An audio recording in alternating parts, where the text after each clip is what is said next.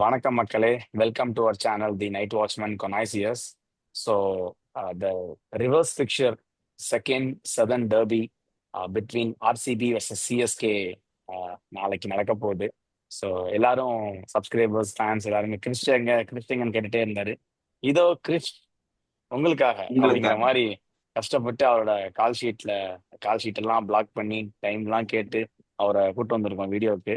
So Krish உங்களுக்காக இப்போ பேச போறாரு. கமெண்ட்ஸ்ல நீங்க பேசுங்க என்னென்ன சொல்லணுமோ.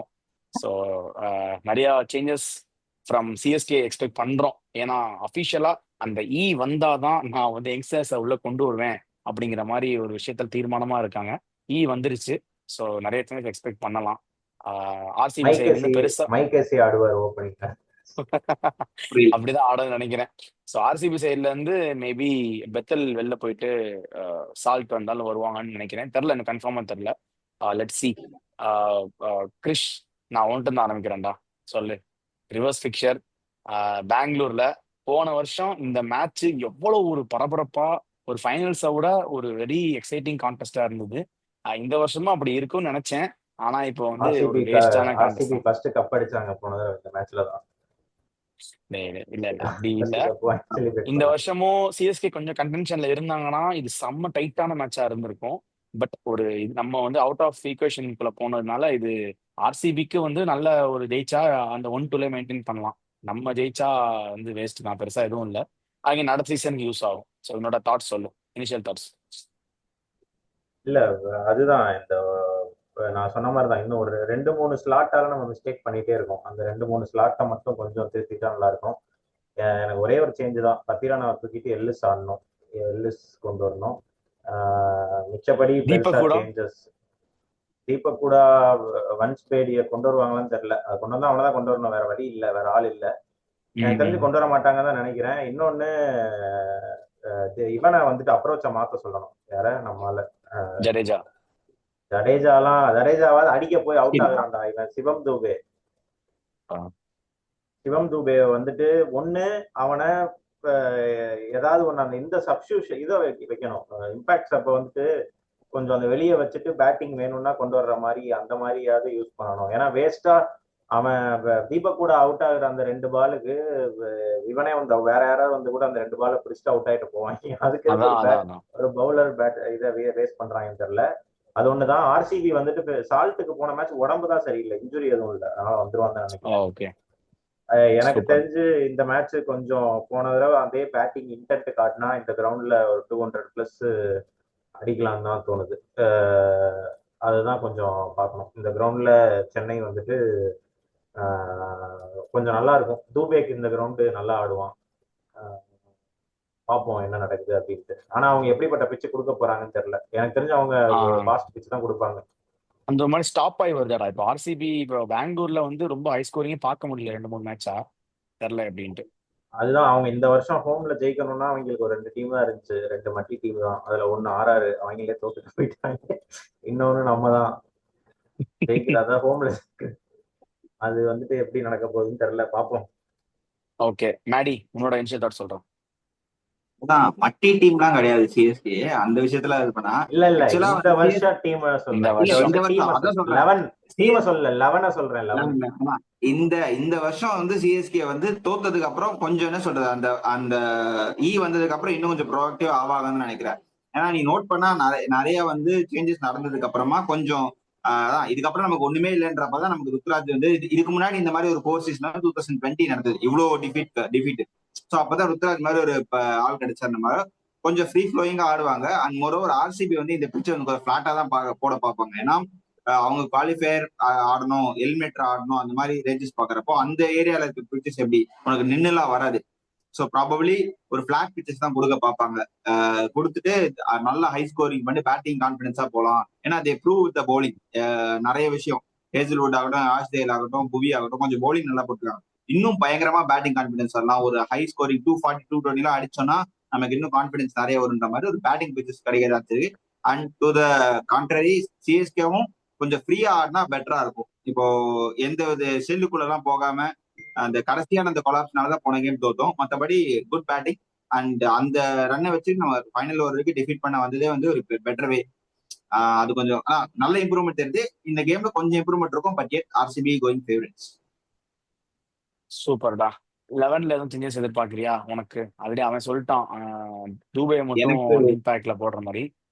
எனக்கு பத்திரனாக்கு நான் பதிலா வந்து எல்லிஸ். சாரி, எனக்கு பத்திரனா அதான் பதில் அவன் எல்லிஸ்.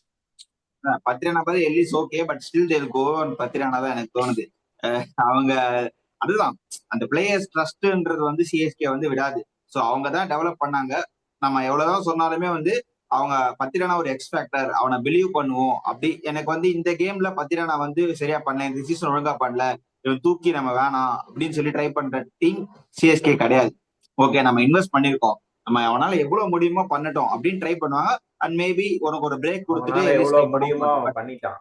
அவனால எவ்வளவு முடியுமோ அவன் நிறைய பண்ணிட்டான். அதுதான் இதுக்கு மேல நீ நீ நம்ம பண்ண அப்படி தேவை. சொல்லாட்டா உனக்கு எக்ஸ்பெக்டடா அவன் இருந்திருக்கான். சோ அவங்க ட்ரஸ்ட் பண்ணா அவங்க அதான் சொல்லிருக்கேன். நிறைய பிளேயர்ஸ் சொல்லுவாங்க சிஎஸ்கே பொறுத்த வரைக்கும், நான் முடிச்சிடறேன், சிஎஸ்கே பொறுத்த வரைக்கும் ஒரு பிளேயரை நாங்க ட்ரஸ்ட் பண்றோம்னா ஃபுல்லா எக்ஸாஸ்ட் ஆகிற வரைக்கும் நாங்க ட்ரை பண்ணுவோம் அப்படின்றது வந்து அவங்களோட தியரி. சோ அதுல இருந்து வெளியே வர மாட்டாங்க.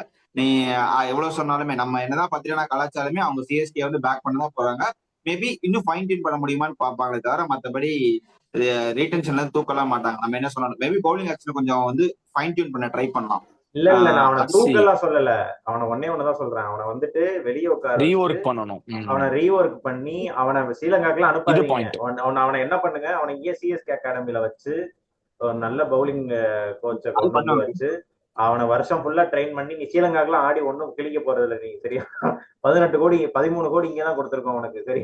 அதனால உனக்கு அங்க நீ வருஷம் ஃபுல்லா ஆடினா கூட உனக்கு அவ்வளவு சம்பளம் கொடுக்க மாட்டானுங்க.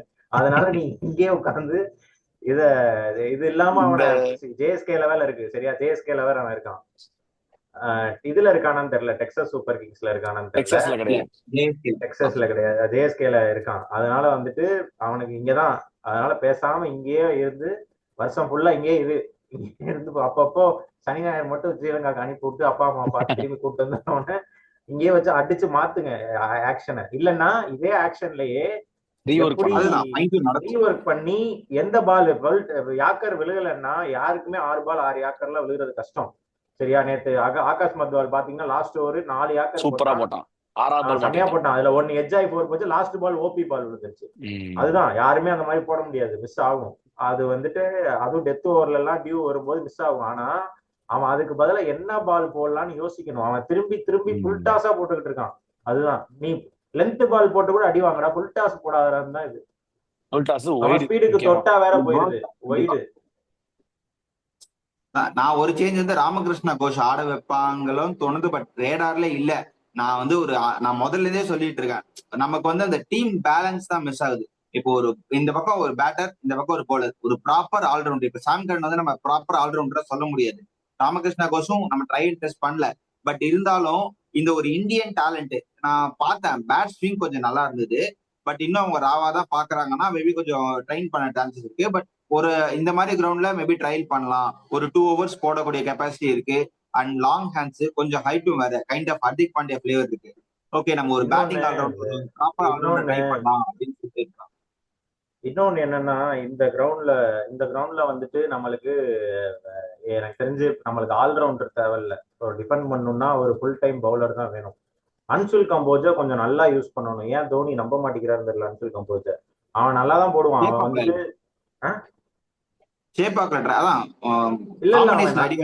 அவன் நல்லா தான் போடுவான். அவன் எடுத்த விக்கெட்ஸ் எல்லாம் பார்த்தா நல்ல நல்ல wicket, Nicholas Pooran, Travis head எல்லாம் எடுத்திருக்கான் அவன், சரியா? அதுவும் கோல்டு, எல்பிடபிள்யூ நல்லா ஸ்டெம் டு ஸ்டெம் போடக்கூடியவன்.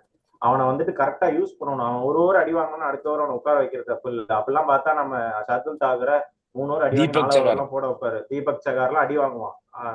அந்த மாதிரிதான் அவனை வந்துட்டு அதே மாதிரி யூஸ் பண்ணா நல்லா இருக்கும் அன்சுல் கம்போஜ். இன்னொன்னு என்னன்னா, நல்லா பேட்டிங் ஆடுவான்.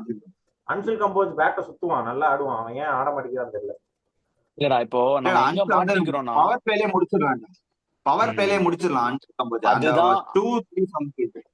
அதுதான் தப்புன்னு நான் சொல்றேன். ஏன்னா எந்த ஒரு பவுலருமே 20 ஓவர் மேட்ச், ஓகேவா? நீ இந்த 6 ஓவர் தான் போடணும், நீ கடைசி 6 ஓவர் தான் போடணும், நீ நடுவில் 6 ஓவர் போடணும் அப்படின்னு ஒரு பவுலரே வரக்கூடாது.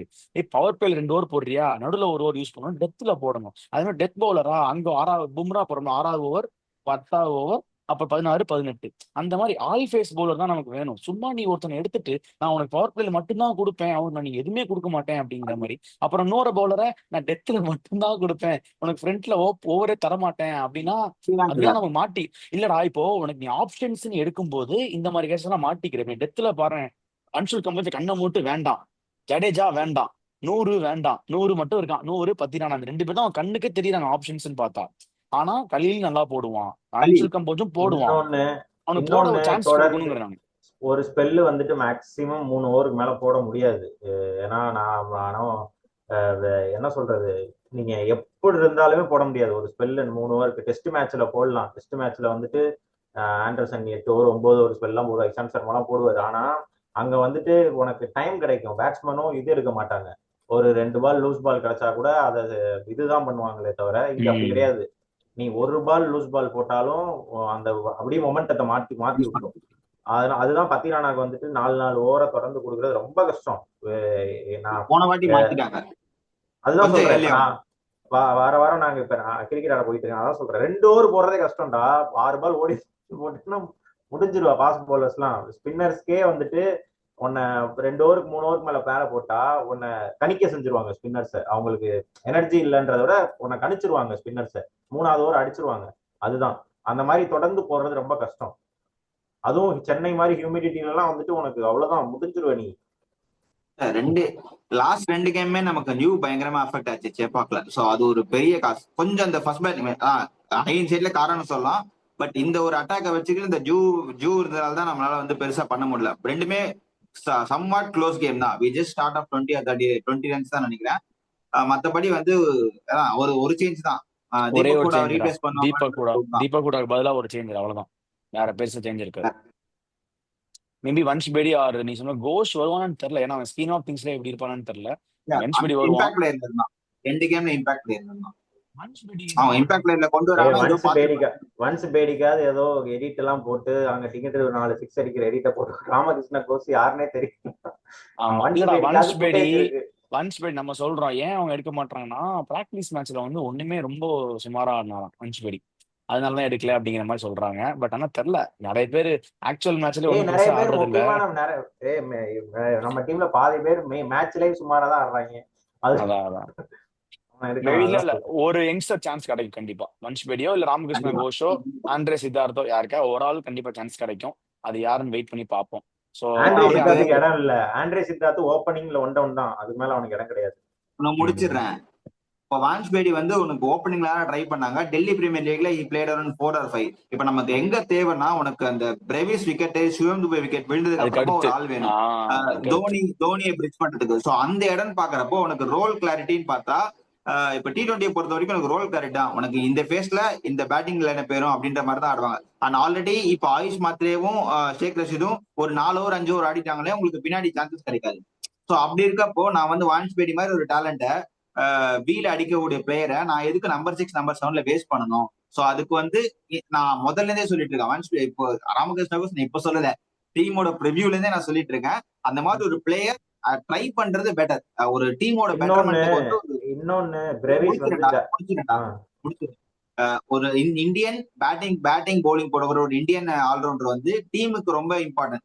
மோர் தென் ஃபாரின். நம்மளோட ஃபாரின் காம்பினேஷன் அடி வாங்காம இருக்கும். அதுக்காக தான் நான் சொல்றேன், பெட்டர்மெண்டா இருக்கும், பாப்போம் என்ன நடக்கும்னு சொல்லி. இன்னொன்னு என்னன்னா, பிரேவிஸ் வந்து ஜடேஜாக்கு முன்னாடி வரணும். ஜடேஜா பிரேவிஸ்க்கு அப்புறம் வந்தா நல்லா இருக்கும். பிரேவிஸ் கொஞ்சம் முன்னாடி வரணும், பவர் பிளேல வந்தா இன்னும் நல்லா இருக்கும். பவர் பிளேல கொடுக்கணும்டா, ஏன்னா அவன் சாம் கரனை ஒன் டவுன் செட் பண்ணிட்டானுங்க. சாம் கரனை ஒன் டவுன் செட் பண்ணிட்டானுங்க, அதனால கொடுக்க மாட்டாங்க. பட் ஆனா பிரேவிஸ் முன்னாடியே வரணும், ஏன்னா ஒரு ஹிட்டரு உனக்கு ரன் ரேட் தூக்கிட்டு போவாங்க.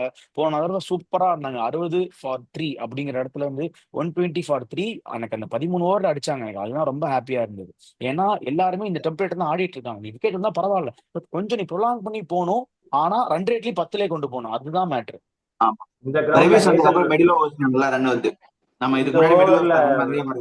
இல்ல இந்த தடவை இந்த பிட்ச்ல வந்துட்டு எனக்கு தெரிஞ்ச ஆயுஷ் மாத்திரைக்கு கொஞ்சம் நல்லா படும்னு நினைக்கிறேன். பெங்களூர் பிட்ச்ல ஹேசல்வுட் போடுற லென்த் அவனுக்கு பிடிக்கும். அவன் ஃபுல் லென்த் போட்டாதான் கொஞ்சம் அவுட் ஆகுறான். அந்த இதுக்கு ரெடியா இருக்கான் அவன், பேக் லிஃப்ட் மேல இருக்கு, ஃபுல் ஷாட்டுக்கு ரெடியா இருக்கான். ஃபுல் ஷாட்டு கட்டுக்கு ஃபுல் லென்த் பால் அவன் நீ நல்லா பார்த்தனா அவன் ஸ்ட்ரெயிட் பேட் பண்ணி நான் ஒரு 2 மேட்ச்ல ஒரு 2-3 பால் தான் அடிச்சிருப்பான்னு நினைக்கிறேன் ஸ்ட்ரெயிட் பேட்ல. அவன் ஃபுல் ஷாட்டுக்கு தான் ரெடியா இருக்கான். ஏசலோட் எப்பயுமே அந்த ஒரு பேக் ஆஃப் லென்த் தான் போடுவான், அவனுக்கு இந்த கிரவுண்ட் செட் ஆகும். ஆனா பவுன்ஸ் ஒண்ணுதான் பிரச்சனை, அது ஒண்ணுதான். அதை மட்டும் கவுண்டர் பண்ணி ஆடிட்டான்னா கரெக்டா இருக்கும். ஷேக் ரஷீத் பெங்களூரை என்னடா பத்தி ரொம்ப ரொம்ப ஸ்லோவா இருக்கு மாதிரி இருக்கடா. அது கொஞ்சம் பால் ரொம்ப சாப்பிட்ற அவன் மாதிரி இதே தெரியல. மாதிரிதான்டா, அவன் ருத்ராஜ் மாதிரிதான். அவனுக்கு ஒரு 10 பால் வேணும், 10 பால் கரெக்டா டைம் ம் பண்ணிட்டானா அதுக்கப்புறம் எடுத்துட்டு போயிடும். அட்லீஸ்ட் அந்த 10 நான் என்ன சொல்றேன்னா 10 பால் வேஸ்ட் பண்ணாம கொஞ்சம் ரன்ன பால் ஆட்டு போயிடலாம். 10 பால் சிங்கிள் 9 ஆடணும். ரன் அததான் 8 பிரேவிஸும் சாம் கரனும் போன மேட்ச் பண்ணானுங்க. ஒரு அதான் பால் கூட பண்ணணும். டாட்டே வைக்கல, கேப்ல ம். அடிச்சா டபுள் ஓடிட்டே இருந்தாங்க. இவன் மாட்டிக்கிட்டான். எனக்கு அந்த தெரிஞ்சு 8 பால் 1 ரன்ரா ரொம்ப ப்ரெஷர் ஆயிட்டான் அந்த டைம்ல. அதுதான் ஒரு பிளேயருக்கு பண்ணவே கூடாது. இப்போ யங்ஸ்டர் வேற 8 பால் 1 ரன் செம ப்ரெஷர்ல இருந்தான். அவன் மாதிரி தூக்கி அடிக்கணும்னு அடிச்சே அவுட் ஆயிட்டான். அதனால கொஞ்சம் ரன் பண்ணி சொல்ல மாதிரி பால் எடுத்துக்கோ, 2 பால் எடுத்துக்கோ, ரன் சிங்கிள் மாத்தி ஓடிக்கலாம். ஆனா என்ன பவர் பிளேல சிங்கிள் மாத்த முடியாது. அட்லீஸ்ட் ஒரு டைம் பண்ணி கேப்ல தான் ஆடிதான் ஆடணும். கொஞ்சம் ரிஸ்க் எடுத்து தான் ஆடணும். ரொம்ப எனக்கு ஸ்லோவா தெரிஞ்சு ஆட முடியாது. இது தோனி போன இதுலயே சொல்லிட்டாரு, Brevis we are looking for future. எனக்கு தெரிஞ்சு அடுத்த பேப் டூப்ளிசிஸா பிடிச்சிட்டான். அவனை கொண்டு ஆமா ஆமா வந்துருவாங்க. பேப் டூப்ளிசிஸ் ஸ்பாட் அவன் எடுத்துருவான்னு நினைக்கிறேன். அந்த பேப் டூப்ளிசிஸ் ஸ்பாட் தான் அவனுக்கு, ஃபீல்டிங்ல இருந்து எல்லாமே கரெக்டா ஃபீல்டிங் பேப் டூப்ளிசிஸ் அவன் மாதிரி எல்லாம் கொண்டு லாங் வந்துருவாங்க ஆன்ல அவனை. போடணும் பிடிச்சி. அவனை ஆமா, இப்ப அவன்லாம் டிபிஎல் விக்கெட்டை அவனை போட்டுருக்காங்க. வச்சிருந்தா லாங் இன்னும் ஆன்ல அவனை போடணும். வந்து அவன் கரெக்டா இருந்தான்னா அவனுக்கு 21 22 தான். இன்னும் 15 வருஷத்துக்கு அவன் ஆடலாம் சென்னை டீம்ல. அவன் பாட்டுக்கு ஒழுங்கா ஆடிட்டு இருந்தான்னா, அவனுக்கு இருக்கிற பொட்டன்ஷியலை கரெக்டா இது பண்ணிட்டான்னா. சரி ஓகேடா. நம்ம சிஎஸ்கே பத்தி ஃபுல்லா அலசி ஆராய்ஞ்சு ஆஹ், துவைச்சு தொங்க போட்டாச்சு. அடுத்து ஆர்சிபி பக்கம் போவோம். மேடி ஓன்ட்டு தான் ஆரம்பிக்கணும். ஆர்சிபி சொல்லு. ஆர்சிபி ஆர்சிபி வந்து ஒரு கிளியர் ஃபேவரட்ஸ். நான் இப்பவும் சொல்றேன், ஆர்சிபி வந்து ஒரு சின்ன ஹோல் இருக்கு, பெருசா வந்து தெரியாது ஜெயிச்சே இருக்கிறதுனால. 6th பவுலிங் ஆப்ஷன் அவங்க வந்து இந்த ரொமாரேஷப்பட் தான் ட்ரை பண்ண போறாங்க. லிவிங்ஸ்டன் வந்து கழட்டி விட்டாச்சு. ஸோ இதுக்கப்புறம் லிவிங்ஸ்டன் கிடையாது. ஸோ அந்த 6th பவுலிங் ஆப்ஷனை வந்து அவங்க எப்படி யூட்டிலைஸ் பண்றாங்கன்னு சொல்லிட்டு நீங்க குருணால் பாண்டியா வந்து பிளாட் பிச்சஸ்ல கொஞ்சம் கஷ்டம். நான் இப்பயும் சொல்றேன், திருப்பி யாராவது வந்து கடிச்சாலும் பிரச்சனை இல்லை, திட்டுவானுங்க வந்து என்னடா போலிங் அட்டாக்னு சொல்லிட்டு. They completely rely on Hazlewood and Bhuvi. யாராவது ஒருத்தருக்கு பேட் டே வருதுன்னு வச்சுக்கோ, going forward you going to meet some tough teams already prove in the IPL. So அந்த விஷயத்தை எக்ஸ்ப்ளோர் பண்றதுக்கு கொஞ்சம் மாட்டிப்பாங்க. ஸோ ரொமரே ஷெப்பர்ட்க்கு ரன்னு கொடுத்தாலும் பரவாயில்லன்னு சொல்லி ட்ரஸ்ட் பண்ணி கொஞ்சம் ஓவர்ஸ் கொடுத்தா அந்த பவுலிங்க்கு கான்பிடன்ஸ் வரும்ன்றது என்னோட தாட். ஸோ அந்த இடத்துல அவங்க வந்து ஓகே நம்ம 5 பவுலரே இருக்காங்க, குரூசியலா நம்ம வின் பண்ணி கொடுக்குறாங்க அப்படின்னு சொல்லி பார்க்காம, நீங்க ரொமரேஷிப்பை ட்ரை பண்ண போறாங்க ஆர்சிபி அப்படின்னா ரொமரேஷிப்புக்கு ஒரு 3 ஓவர்ஸ் முடிஞ்ச அளவுக்கு கொடுத்து கொஞ்சம் பவுலிங் கான்பிடன்ஸ் கொடுத்தா பெட்டரா இருக்கும்ன்றது அந்த இடம் மட்டும் தான். மற்றபடி RCB are cruising through the victory. So இந்த ஒண்ணு மட்டும் தான் ஹோலு, மற்றபடி வேற எதுவும் இல்லை. ஓகே இல்லடா, எனக்கு என்னமோ 6th பவுலர் வந்து நீ லிவிங்ஸ்டனை கன்சிடர் பண்ணி நம்ம 6th பவுலர் போறது. ஏன்னா 6th பவுலர் வந்து உனக்கு 2 ஓவர் போட்டா போதும். ஓகேவா, 5 பவுலரே போட்டுருவாங்க. 6th பவுலர் 2 ஓவர் போட்டா போதும். ரொமாரியோ ஷெப்பர்ட் போட்டுருவான். ரொம்ப எனக்கு என்ன ரொமாரியோ ஷெப்பர்ட நீங்க பேட்டிங்ல அவன் எக்ஸ்போஸ் பண்ணணும். அவன் வந்து 4 மேட்ச் ஆச்சு, அவன் பாலே பிடிக்கல, தொடவே இல்லை பாலே இன்னும். அவனை வந்து இல்லடா ஒரு ஏதாவது பாக்கறதுல என்ன பண்றாங்கன்னா அட்லீஸ்ட் நீ சும்மாவது ஒரு மேட்ச் அந்த முன்னாடி ப்ரோமோட் பண்ணி ஒரு ஆல்ரெடி ஹிட்டரா யூஸ் பண்ணலாம். ப்ரூவன் கேண்டிடேட் தானே, ஸோ பிரச்சனை கிடையாது. அவங்களுக்கு தேவைப்பட்டா அடிக்கிறதுலே கால் இருக்கு. பட் ஆல்ரெடி அவங்க பேட்டிங்ல க்ரூசிங் பண்ணிட்டு இருக்காங்க. ஸோ ரிப்பேர் பண்றதுக்கு குருணால் பாண்டியா இருக்காரு. மற்றபடி வந்து அந்த ஒரு பாயிண்ட் மட்டும் தான், யாருக்கா பேட்டே வந்துச்சுன்னா மட்டும் மாட்டிப்பாங்க. இது ஒண்ணு மட்டும் அவங்க கொஞ்சம் கரெக்டா ப்ராப்பரா யூஸ் பண்ணிக்கலாம். ஆனா இந்த மாதிரி டீம் கூட தான் குணால் பாண்டியா வருஷத்துக்கு ஒரு இன்னிங்ஸ், அந்த கோட்டா முடிஞ்சிருச்சு, அவ்வளவுதான். பவுலிங் மட்டும் தான் குருணால் பாண்டியா குணால் பாண்டியா நல்ல பிளேயர் தான், நல்ல பிளேயர் தான். நீ நல்லா பாரு, வருஷத்துக்கு ஒரு இன்னிங்ஸ் ஆடுவான். இந்த ஐபிஎல் சூப்பரா இருக்கான். எல்லா மேட்சும் கொஞ்சம் கன்சிஸ்டன்டா பவுலிங் போட்டிருக்கான். பேட்டிங் ஒரு மேட்ச், பட் பவுலிங் சூப்பரா போட்டிருக்கான். வருஷம் பேட்டிங்ல நல்லா பாரு, ஒரு இன்னிங்ஸ் ஆடுவான். போதும்டா. இல்ல மாப்பிள, இப்ப மும்பை அக்ஷர் பட்டேல் என்ன பண்றானோ அதே ஜடேஜா இங்க என்ன பண்றானோ அதான் அவன் ரோல். அவன் 30 அடிச்சா போதும், ரொம்ப எல்லாம் தேவையில்ல அவங்ககிட்ட. நான் எதிர்பார்க்கல. அக்ஷர் பட்டேல் எல்லாம் வந்துட்டு ஹையர் ஸ்டாண்டர்ட்ஸ். அக்ஷர் பட்டேலுக்கு முன்னாடியே குருணால் பாண்டியா நல்ல பேட்டிங் ப்ரோவனா இருந்தது. ஆனா அக்ஷர் பட்டேல் எல்லாம் வெல் டெவலப்டு. இப்போ இதுக்கப்புறம் நீ ஸ்கீம் ஆஃப் திங்ஸ்ல நீ இருக்கடா, நீ பிசிசிஐ கண்ட்ரோல் இருக்கப்போ உனக்கு அக்ஷர் பட்டேல் மாதிரி ஒரு பேட்டர் வந்து பேட்டிங் இம்ப்ரூவ் ஆகும். பட் குருணால் பாண்டியா வந்து time and again every time Mumbai fall ஆகுறப்ப கிரண் போலோட பார்ட்னர்ஷிப் போடுற ஒரே ஆள் வந்து இருந்தா குருணால் பாண்டியா மட்டும்தான். லக்னோல போனதுக்கு அப்புறமா அந்த ரோல் டிஃபரன்ஸ்னால அவனுக்கு பெருசா ப்ரூவ் பண்ண முடியல. மற்றபடி குருணால் பாண்டியா ஒரு பொட்டன்ஷியல் பேட்டர்.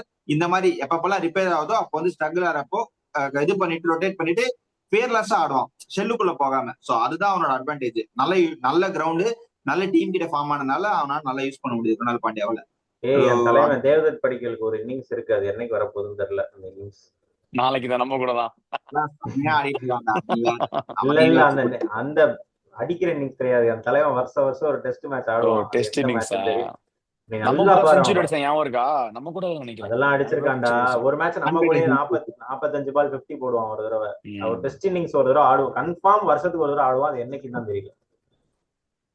இல்ல அவன் நல்ல ரெக்கார்ட், டொமஸ்டிக் ரெக்கார்ட்லாம் இருந்து அதுக்கப்புறம் ஆஸ்திரேலியா போயிருக்காங்க. கான்பிடன்ஸ் தான் இருக்கும். அவ்வளோ ஆக்சுவலா வந்து சொல்ல போனா இவங்க பிளேயிங் லெவன்ல தேவதர் படிக்கல் கன்சிடர் பண்ணாங்கன்னு தெரியும். ஏன்னா லேட்டா தான் எடுத்தாங்க தேவதர் படிக்கல. ஆமா ஆமா லேட்டா தான் அதுக்கப்புறமா எடுத்தாங்க. ஒரு இம்பாக்ட் கிரியேட் பண்ணதுக்கு அப்புறமா தான் உள்ள வந்திருக்காங்க. So probably he has more confidence.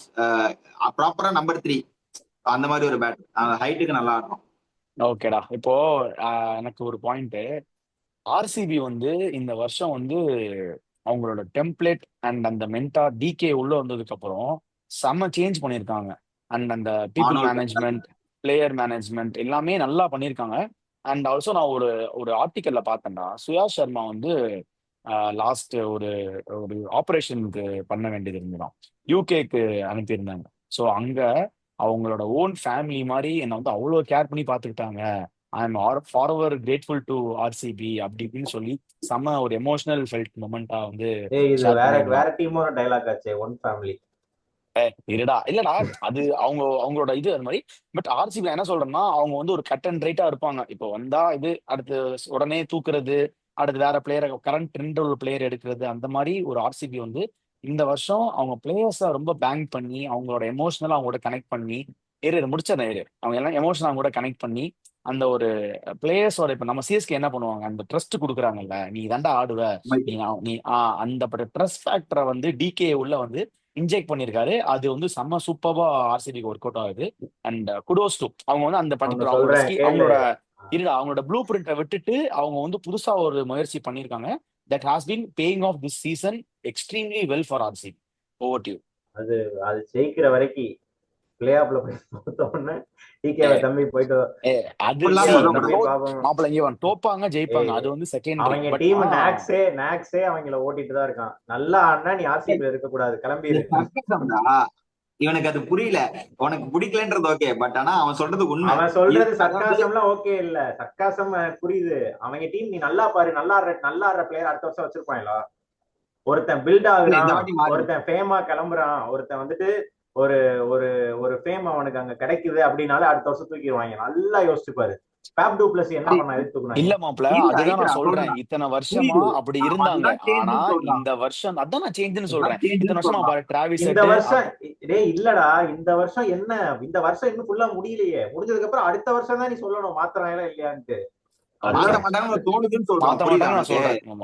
அடுத்த வருஷம் ஆக்ஷன் மினி ஆக்ஷன் தான், அப்ப மாத்த முடியாது. 3 வருஷம் கழிச்சு ஆக்ஷன் வரும்போது பாரு, நல்லா ஆடிட்டு இருந்தாங்க. யாராவது ஒருத்தன் ஃபார்ம் ஆகி பெருசா வந்தான்னா நம்ம போயிட்டு அவ்வளவுதான் உனக்கு அப்படின்னு எனக்கு தெரிஞ்ச சான்ஸ் இல்ல. ஏன்னா இருக்க மேனேஜ்மெண்ட் எல்லாம் பாக்குறப்போ கொஞ்சம் பெட்டர்மெண்டா யோசிக்கிறாங்கன்னு தோணுது. அது ஒண்ணுதான். இப்ப அவன் சொன்னதை வந்து டபுள் கோட் பண்ணா, இதை வந்து காலங்காலமா வந்து பண்ணிட்டு இருந்த டீம், அதாவது டிகே வந்து எந்தெந்த டீம்ல இருந்திருக்காங்கன்னா கொல்கட்டால இருந்திருக்காங்க. கொல்கட்டாவும் இப்படிதான் பண்ணுவாங்க. கொல்கட்டா வந்து நரேனுக்கு இன்ஜுரி ஆனது கூட நரேனோட ஆக்டிவிட்டிஸ் பண்ணது அந்த ஹேவ் அகாடமி டூ. அதுக்கு முன்னாடி வந்து டிகே வந்து மும்பைல இருந்தான். மும்பையோட பயங்கர இனிஷியல் ஸ்டார்ட் ஆகுது கரெக்ட்ல. தவிர இதான்டா he knows how the team works. So அந்த மேனேஜ்மெண்ட் ஆக்டிவிட்டிஸ் கொடுத்ததுக்கு அப்புறமா இப்படி நம்ம பிளேயரை பேக் பண்ணணும், பேங்கபிளா இருக்கணும்ன்றத வந்து அவங்க புதுசா ட்ரை பண்ணாங்க. சோ இது பல வருஷமா பண்ணி ஜாம்பவான டீம் தான் நான் சிஎஸ்கே மேயும் இப்ப ட்ரை பண்றீங்க. நல்ல ஒரு ரிசல்ட் வந்துருக்கு, பாப்போம். டெல்லியில இருந்தா குஜராத் லைன்ஸ்ல இருந்தான்ல, குஜராத் லைன்ஸ்ல பட் ஆனா கம்ப்ளீட்டா ரிலேயானது வந்து கேகேஆர் கொல்கட்டா கூட தான். கேப்டன் அவன் பண்ணதுல ஒரே உருப்படியான விஷயம் வருண் சக்கரவர்த்தி கொண்டு வந்தது. நல்ல டிகேக்கெல்லாம் பயங்கர கிரிக்கெட் பேச்சு, அவ்வளவு ஈஸியா ரைட் ஆஃப் பண்ண முடியாது டிகே. இல்லடா அட் திஸ் மொமெண்ட் அவங்க நல்லா பண்ணிருக்காங்க, அதான் சொல்ல வந்தேன். சரி ஓகே. ஆமா இன்னொரு பாயிண்ட் சொல்லிருக்கேன். இன்னொரு பாயிண்ட் சொல்லிருக்கேன். ஆர்சிபி இப்ப அவன் சொல்றான்ல, இது வரைக்கும் ஆர்சிபி வந்து பண்ணாத ஒரு விஷயம் தான் இந்த இயர் பண்றாங்க. என்னன்னா விராட் கோலிக்கு அப்புறம் ஒரு பிளேயர் வேணும் அப்படின்னு சொல்லி டிசைட் பண்ணியாச்சு. ஏன்னா ஆர்சிபியோட கெரியர் ஹிஸ்டரி எடுத்து பார்த்தா விராட் கோலிக்கு அப்புறமா ராகுல் டிராவிட் தான் highest Indian who plate for. But அவங்க வந்து ரஜத் பட்டியல ட்ரஸ்ட் பண்ணி எப்ப கேப்டன்சியா போட்டாங்களோ அப்பயே தெரிஞ்சு போச்சு, okay they going after Virat Kohli. Virat கோலிக்கு அப்புறமா ஒரு நல்ல பிளேயர் வேணும். ஸோ அந்த ஒரு பாயிண்ட்லேயே அவங்களுக்கு தெரியுது இந்த சேஞ்சஸ் நிறைய பண்ணிருக்காங்கன்னு சொல்லிட்டு இந்த மேனேஜ்மெண்ட். சூப்பர். அதான் இது இப்போதைக்கு it's paying good for RCB. Definitely அந்த மேனேஜ்மெண்ட் சேஞ்ச்னால இதை கண்டினியூ பண்ணலாம். அண்ட் இது வந்து அவங்களோட ப்ளூ பிரிண்டாக செட் பண்ணி ஆன் கோயிங் ஃபார்வர்ட் வந்து நல்லா இது பண்ணலாம்னு தோணுது எனக்கு. ஸோ பொறுத்து இருந்து பார்ப்போம். இப்போதைக்கு நான் சொல்றோம், அடுத்த டைம் ஆச்சுன்னா இப்படியோ அப்படியோ எப்படின்னா நம்ம அதையும் பேச தான் போறோம். பார்ப்போம். ஓகே, வின் ப்ராபபிலிட்டி போயிடலாம்டா. மேடி, நீ சொல்லு உன்னோட வின் ப்ராபபிலிட்டி. சிஎஸ்கே என்னதான் வந்து கொஞ்சம் கம்ஃபர்டபுளா இருந்தாலுமே அந்த காம்பினேஷன் செட் ஆகாது யார் இருக்காங்கன்றதுனால ஆர்சிபிக்கு 52. ஆனா போன கேம் ஜெயிச்சிட்டாங்க ஆர்ஆர் கூட. ஒரு தோக்க வேண்டிய மேட்ச் வந்து புல் பண்ணி ஜெயிச்சதுனால கான்பிடன்ஸ் ஹையா இருக்கும். ஸோ ஸ்லைட் எட்ஜ் தான். ஏன்னா தோனிக்கும் இந்த கிரவுண்ட்ல படும் ஆக்சுவலா. He loves Bangalore. நிறைய ஆவரேஜ் வச்சிருக்காருன்னு நினைக்கிறேன். Not wrong. So 52 for the RCB. சிஎஸ்கேக்கு வந்து 48. ஓகே, சூப்பர்ரா. கிரிஷ், உன்னோட ப்ராபபிலிட்டி சொல்லு. 70-30 70-30 சிஎஸ்கே. எல்எஸ் உள்ள வரணும். ஓகே, உன்னோட மன அபார எல்எஸ் உள்ள வரலன்னா ஒரு 60-40. ஓகே, கரெக்டா குறைச்சிட்டான். உன்னோட அபார மனநிலைமைக்கு வந்து நான் என்னைக்குமே ஃபேன். என்னோட ப்ரெடிக்ஷன் வந்து 55-45. 55 வந்து ஆர்சிபி, 45 வந்து CSK. Still RCB are favourites. அந்த ஸ்குவாட் ஸ்ட்ரென்த் அவங்கலாம் பெருசா மாற்றமே தேவையில்ல, இருக்கிறதே சூப்பரா ஆடிட்டு இருக்காங்க. அந்த ஒரு அண்ட் கரண்ட் பாயிண்ட்ஸ் டேபிள் எல்லாமே சுத்தி ஒரு ஆல் ரவுண்டா பார்க்கும்போது RCB will be winning this match comfortably. அதுதான். ஓகே, ஃபேண்டசி போயிடலாம். கிரிஷ், உன்னோட ஃபேண்டசி சொல்லு. ஃபேண்டசி உன் தலைவன் கிருணால் பண்ட்ல இருந்து ஆரம்பி. குணால் பாண்டியா இல்ல குணால் பாண்டியாவை எனக்கு தெரிஞ்ச இந்த தடவை அடிச்சிருவாங்க. இந்த கிரவுண்ட்ல குணால் பாண்டியாவை அடிச்சிருவாங்க. எனக்கு வந்துட்டு Dewald Brevis and Sam Curran போன மேட்ச் ஆனாங்கள வச்சுதான் போறேன். Dewald Brevis and Sam Karan.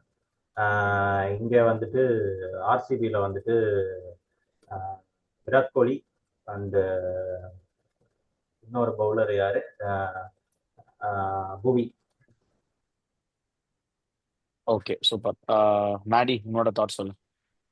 AYUSH Mhatre, MS Dhoni. தோனியா? ஃபேண்டசிக்கு தலைவன் செட் ஆக மாட்டானா? இல்லடா, இந்த கேம் ஒரு சீக்கிரம் வந்துருவாருன்னு சொல்றான். அப்பயே ரிசல்ட் தெரிஞ்சு போச்சு. ஆமா, அதான். சரி, இல்ல ஓகே. தோனி கொஞ்சம் இந்த கிரவுண்ட் பிடிக்கும். சோ அதனால தோனி வில் கம் அப். கொஞ்சம் 12 ஓவர் 13 ஓவர் இருந்தாலே சான்சஸ் நிறைய இருக்கு. அதனால தோனி 12-13 சான்ஸ் இருக்கு. எப்ப தெரியுமா? 6 விக்கெட் விழுந்தோடனே சான்ஸ் இருக்கு. இல்ல கண்டிப்பா தோனி உள்ள வருவான் தான் தோணுது. எனக்கு என்னமோ மனசுல தோணுது தோனி கேமா இருக்குன்னு சொல்லிட்டு. சோ சரி, ஆயுஷ் ஓகே. மாத்ரே தோனி. இங்க வந்து ஹேசில்வுட் எடுத்துட்டான் அவன். இல்ல எடுக்கல. ஹேசில்வுட். அதுக்கப்புறம் பேட்டிங்ல வந்து ரஜத் பட்டிதார். ஓகே, விராட் கோலி எடுத்தீங்களா யாராவது? நான் எடுத்துட்டேன். அவன் விராட் கோலி எடுத்துட்டீங்க. தலைவன் இருக்கான்டா. 50 இருக்குடா. சரி. டக்குன்னு ஒரு தலைவன் சாம் 50 போடுவான். சுட்டி குழந்தை சாம் கரன் WT பிளேயர். ஏதாவது பண்ணுவான், திரும்ப அடிப்பான்னு நம்புறேன். நல்ல டச்ல இருக்கான். அண்ட் இன்னொரு ஆப்ஷன் வந்து சாம் கரன். நான் எடுத்துட்டேன் சாம் கரன். ஓ, சாம் கரன் எடுத்திருக்கியா? சாம் கரன் பிரவிஷ் நான் எடுத்துட்டேன் சிஎஸ்கேல. சரி, ஓகே. அப்பனா ஆயுஷ் மாத்திரம் அவன் எடுத்துட்டான். ஜட்டு எடு. அவன் ஆர்சிபி கிரவுண்ட்ல நல்லா பண்ணியிருக்கான். அதான் தூபே எல்லாம் வேணாம் எனக்கு. ரவீந்திர ஜடேஜா பவுலிங்காவே போடுவான். ரவீந்திர ஜடேஜா, கலீல் அகமத் அண்ட் ஆர்சிபி சைட்ல இருந்து ஐ வில் கோ வித் என் தலைவன் தேவ்தத் படிக்கல். இன்னைக்கு அடிக்கிறான் நாளைக்கு நம்ம கூட. அதுக்கப்புறம் பவுலிங்ல வந்து சுயாஷ் சர்மா.